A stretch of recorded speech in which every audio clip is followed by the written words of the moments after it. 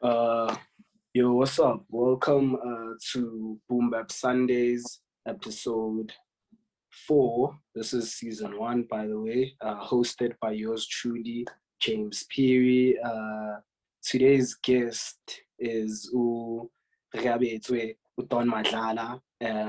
He goes, or he's widely known rather as Robby or 1999. He's a craft, a fashion and design practitioner, and he's also like one of the dopest content creators around right now. You should check out his work. He's really, really dope at what he does.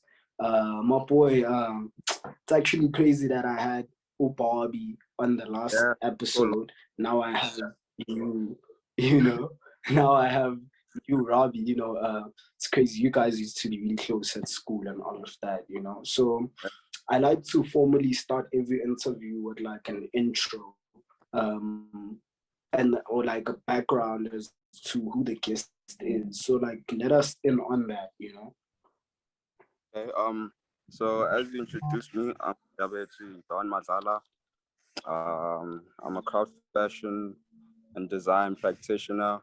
Wasn't always that way. I was more like on the academia side of things, like at school. But yeah, I'm also a fashion fanatic. I love cars. I love my inspiration comes from music. Like fashion, everyday life, like music inspires me, it moves me, gets me up out of bed every morning, you know what I mean? So it's just life. And yeah, thanks for having me on your show, bro. Shout out for that, my bro. So like ever since I've known you, you've been like one of like the most selected muses, Koskela. A lot of people would use you as a muse. And I think one of the reasons is because you are really like versatile in what you do. You are able to tap into each and every like character maybe or muse that like the creative director wants you to be. So like what do you enjoy about being a muse and how are you able to be versatile while doing it?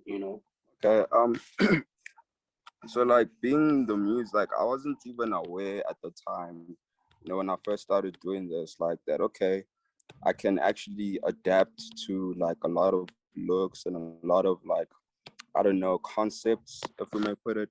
But yeah, man, like I said, I was inspired by like a lot of people when I got to school. So that helped me stay fresh. Also, the fact that like there was a point in my life where I just needed like a balance and like a lot of things, you know what I mean? So um I wanted to always like not box myself in. I wanted to like showcase without like also feeling like this is not me. So I just thought of like how we all have different energies, we have we have yin and yang, and we have like masculine, feminine energies and stuff. So it was very important for me not to like be this rigid, stiff person who will only work with one look or only like look one certain way. I just looked at it as like, I can be fluid in this thing because um I guess it allows me also like, you know what I mean? And it's the industry we're in. We can't always be stuff and rigid. And when I realized that, I just thought, okay, let me just try things differently and not stick to script. Right, cool. So like another question that I have for you is, what's your take on gender fluidity in clothing? Seeing as like Umotu that is quite open to wearing like feminine clothing and stuff. So like, what's your take on that? Yeah, I think like previously mentioned a little bit, I touched on that. There was a point in my life where I just needed to find like a balance in like a lot of the things that I do, you know what I mean? Like emotionally, like mentally, I just needed like this balance of, okay, this is tranquility right here. So like I started doing a lot of reading, like I also found out about the yin and the yang, like I said, where we have masculine energies in us and we have feminine energies, like we all do, and I was like a matter of let me like not be this alpha male that I'm expected to be, like also being a Zulu guy, like you have to hold a certain look and always be stiff and tough and all that and look a certain way, look hard. But when I realized we have these energies within us, I realized it was important for me to balance the scale and find equilibrium. And that's when I realized, okay, let me have a different take, let me wear exactly what I want to wear whenever I want to wear it. And I was also like, I'm one who like picked out a lot of clothes from like my parents' closet, like growing up. I remember growing up, I used to like thrift from my parents' closets, so my favorite was my mom's closet. So I was like, okay, maybe I could try out something, a lot of dresses, a lot of vintage pieces. And I was just like, how can I make all of this look like me? And, I got inspiration from that as well, so shout out to mom as well. Shout out to moms. Shout out to moms for real. Shout out to moms. So like that's really a dope take on it, because I feel like we are also gravitating a bit towards like that type of things with like these big brands announcing like gender fluidity in like their shows and all of that.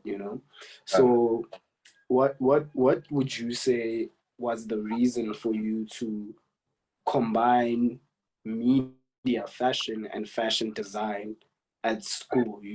What was like the inspiration behind you combining these two mediums?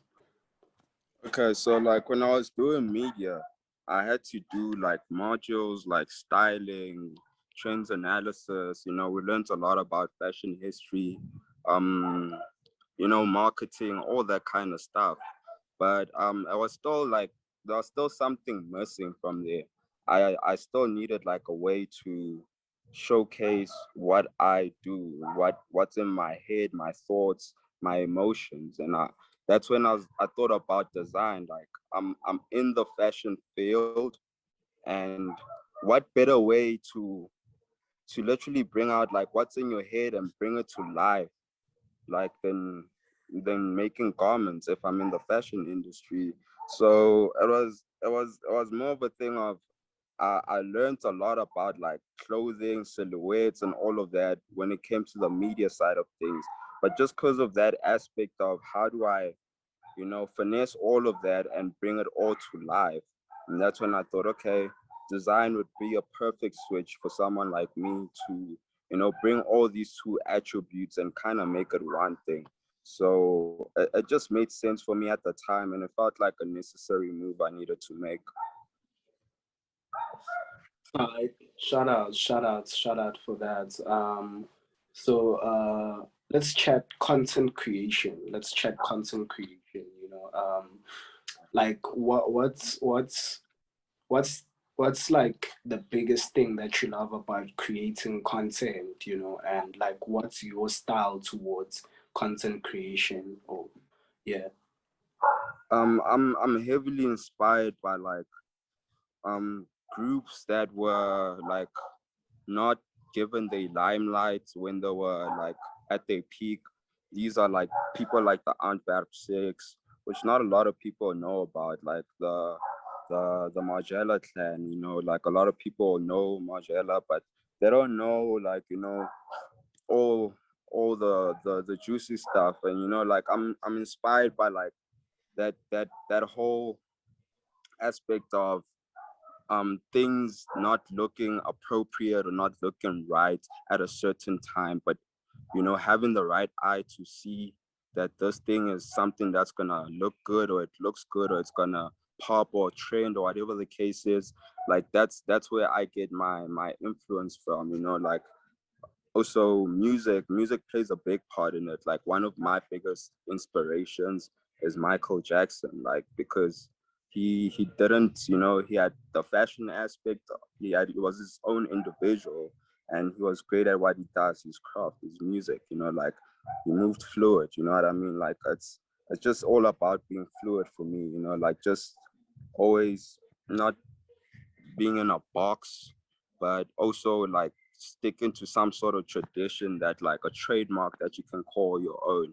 So I'm inspired by fashion culture that is really not spoken about, you know, like anti-fashion as well, you know, Ray Kawakubo, Yoji, you know, those likes of people who just did their craft and believed in what they did, and you know, we know them for who they are today. All right, man. Shout out for that dope ass interview.